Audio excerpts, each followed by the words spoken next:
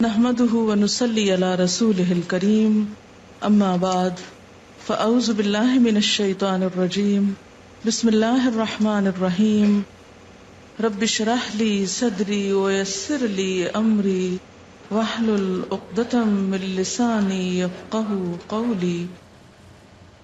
دعا کے آداب میں سے یہ بات آپ سب کو معلوم ہے کہ اگر دعا مانگنے سے پہلے اللہ کی تسبیح، حمد و ثنا، تعریف کی جائے تو یہ چیز اللہ تعالیٰ کی رحمت کو جوش میں لانے کا ذریعہ بنتی ہے اور دعا کی قبولیت کا بھی۔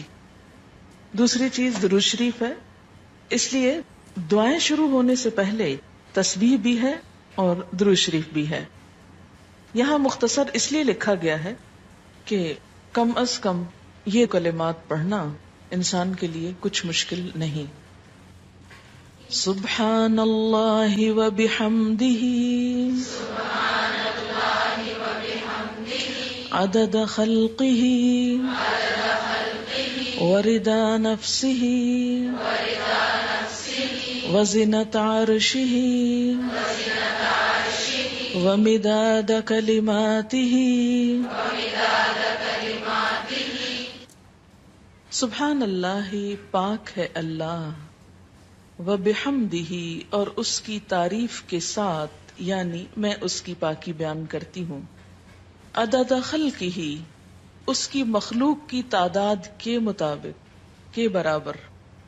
عدد گنتی، تعداد، خلق بمعنی مخلوق، یعنی جتنی اس کی مخلوق ہے، اس کی جتنی تعداد ہے، جتنی اس کی کریشن ہے، ان سب کی تعداد کے برابر، گنتی کے برابر۔ وردا، اور رضامندی، نفس ہی، اس کے نفس کی، یعنی اس کے نفس کی یا اللہ تعالی کی ذات جس چیز پہ راضی ہے اور جتنی تعریف پہ راضی ہے اتنی تعریف کرتی ہوں۔ وزنت عرش ہی، اور اس کے عرش کے وزن کے برابر، یعنی جس عرش پر اللہ تعالی متمکن ہے اس کا جتنا وزن ہے ہم تو اس کا احاطہ بھی نہیں کر سکتے، اس کے برابر۔ ومداد، اور سیاہی، کلمات ہی، اس کے کلمات کے لکھنے کی، یعنی قرآن پاک میں آتا ہے کہ اگر سارے سمندر سیاہی بن جائیں اور اتنے ہی اور بھی، اور سارے درخت قلمیں بن جائیں اور اللہ کے کلمات، اس کی تعریف لکھی جانے لگے تو سارے سمندر خشک ہو جائیں، لیکن اللہ کی باتیں کبھی ختم نہ ہوں۔ تو اس لیے اس کے کلمات یا اس کی باتیں لکھنے کے لیے جتنی سیاہی چاہیے اس کے برابر۔ یہ مسنون تسبیح ہے اور بہت ہی خوبصورت، چند لفظ ہیں لیکن ایک بندہ مومن کے دل کے اندر اللہ تعالی کی محبت کے لیے، اس کی عظمت بیان کرنے کے لیے جو اس کے جذبات ہیں اس کی ایک عکاسی ہے۔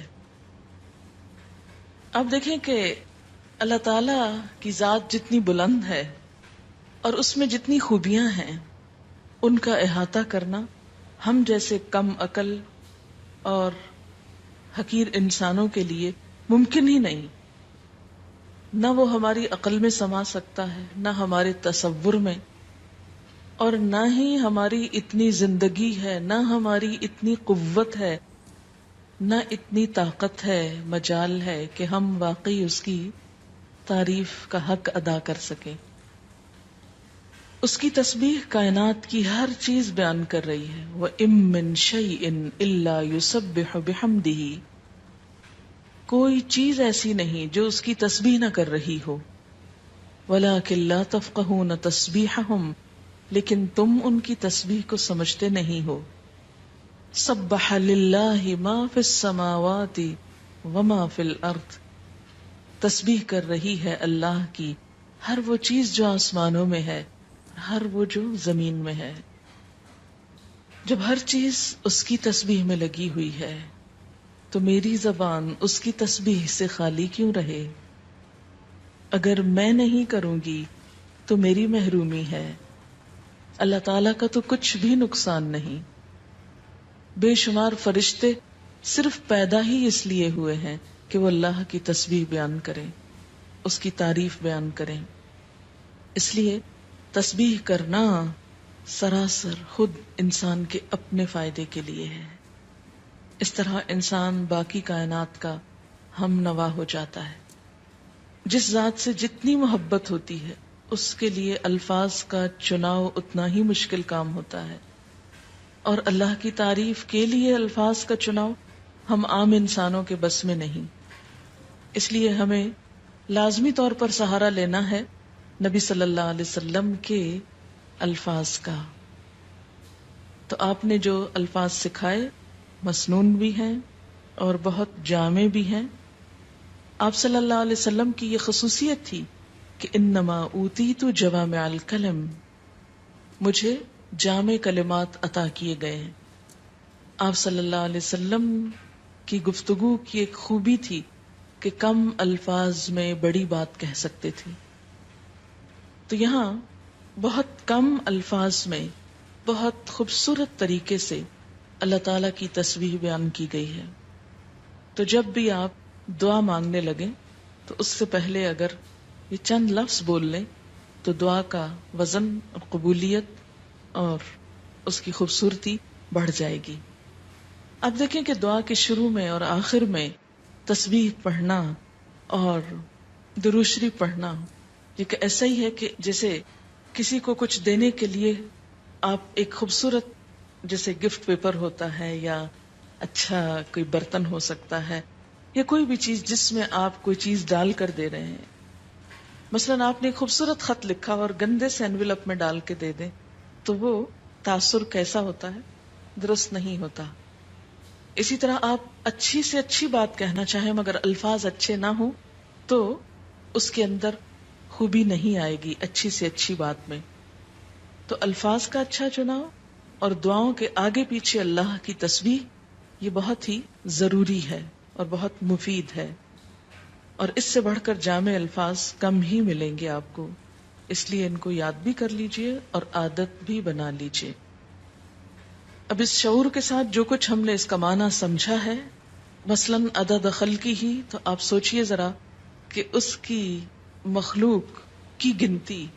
مثلاً کہا یہ جاتا ہے کہ آسمانوں پر جتنے ستارے ہیں اگر ان کو فرضی نام دے دیے جائیں، مثلاً ABCD، تو ان ناموں سے پکارنے میں یا ان کی صرف گنتی کرنے میں 400 ملین سال چاہیے، کیونکہ انسان نمبر ایک تو احاطہ ہی نہیں کر سکتا. اور اگر صرف گننے لگے ان کو، صرف ستاروں کو، ابھی زمین کے ذرات کو نہیں، ریت کے ذرات کو نہیں، اگر آپ میں سے ہر ایک کو پورا کراچی شہر مثلاً سمندر کے کنارے پہنچ جائے اور ایک ایک گلاس ریت کا اٹھا کر اس کو دے دیا جائے ہر شخص کے کہ اس کے ذرات گنو، تو میرا خیال ہے کہ صرف وہ ذرے گننے میں اس کو کئی سال لگ جائیں، ایک عمر بیت جائے. تو ہم نہ تو یہ ذرات گن سکتے ہیں، نہ یہ ستارے گن سکتے ہیں، اور نہ ہی ہماری اتنی عمر ہے. تو یہ ایک تسبیح لے کے اگر ہم چند دفعہ سبحان اللہ کہہ بھی دیتے ہیں، اس سے حق نہیں ادا ہوتا. سارا دن بھی بیٹھ کے تسبیح پڑھیں تو مت کبھی سوچیں کہ ہم بڑے عبادت گزار ہو گئے اور بہت کچھ کر لی. کچھ نہیں کیا. کبھی اپنی عبادت کا انسان کو غرور نہیں آنا چاہیے، نہ کبھی عبادت کے تکبر میں مبتلا ہوں، کیونکہ ہم اللہ کا حق ادا کر ہی نہیں سکتے. تو پھر جب انسان یہ کہتا ہے عدد خلق ہی، تو گویا وہ سب کچھ گنا گیا جو آپ ویسے نہیں گن سکتے. لیکن شرط یہ کہ دل سے کہیں عدد خلق ہی ورضا نفس ہی، اتنی تسبیح جس پہ وہ راضی ہو جائے. بس مجھے اس کو راضی کرنا ہے، میں جب تک تسبیح کروں گا جب تک وہ راضی ہو جائے، اس کی رضا کے برابر. وزنۃ عرشہ، اور وزن میں اس کا عرش، اس سے وزنی کوئی چیز نہیں، اور اس کے کلمات لکھنے کی سیاہی کے برابر. وہ کتنی ہے اس کا احاطہ بھی ہم نہیں کر سکتے. اب آپ دیکھیں لیکوڈ بھی آ گیا اور ایبسٹریکٹ چیز بھی آ گئی اور ٹھوس چیز بھی آ گئی، یعنی ہر چیز کا ایک طرح سے احاطہ کیا گیا. اب اس تصور کے ساتھ تسبیح پڑھی سبحان اللہ وبحمدہ عدد خلقہ ورضا نفسہ وزنۃ عرشہ ومداد کلماتہ